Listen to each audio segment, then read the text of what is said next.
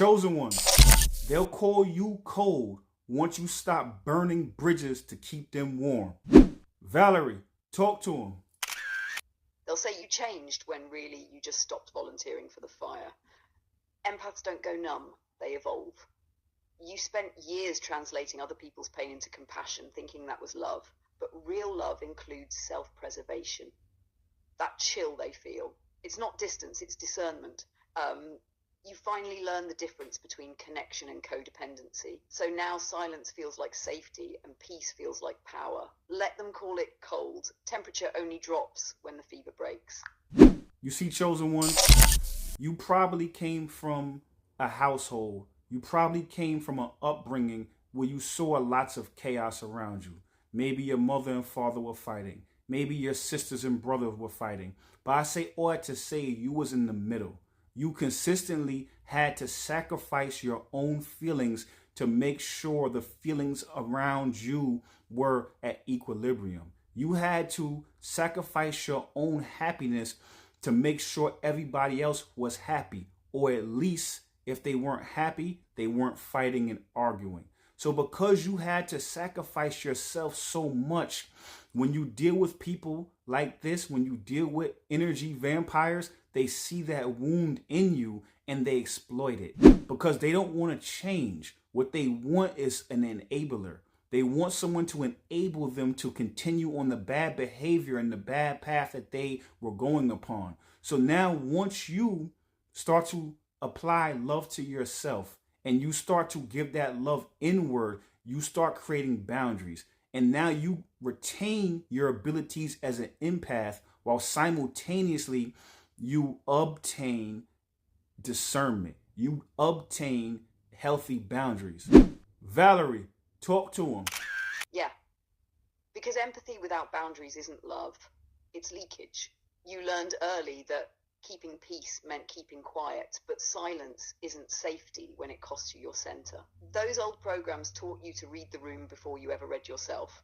Energy vampires sense that. They can smell self-abandonment like smoke.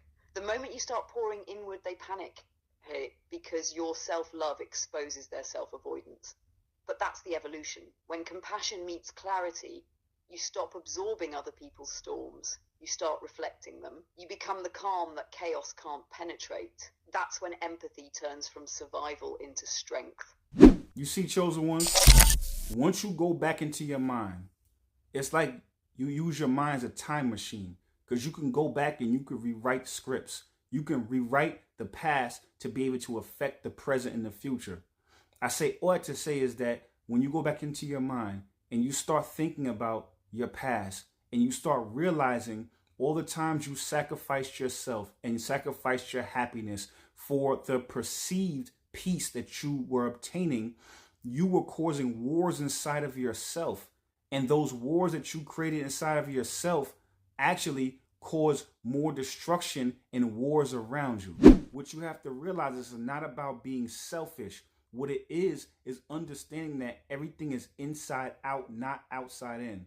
So once you go back in that mental time machine and you start rewiring how you think about it, you start seeing that by you trying to keep the peace, you were causing wars inside of yourself. And those wars inside of yourself were actually disrupting the peace. So once you start to rewire your mind and realize that, now you have to then say, if I have peace within myself, now there will be peace around me.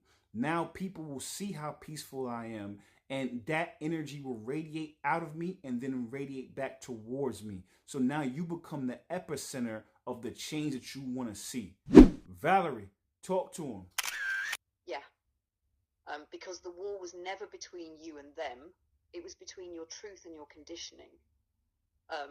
You can't create outer harmony while you're still negotiating with your own silence. When you anchor peace inside, you stop trying to manage other people's storms. The energy flips. Your stillness starts teaching louder than your words ever did. You become the example, not the enforcer. And the people who are ready to heal will start to mirror that frequency back. The ones who aren't will fall away because they can't breathe in that calm air. That's how you shift worlds, by becoming the atmosphere itself.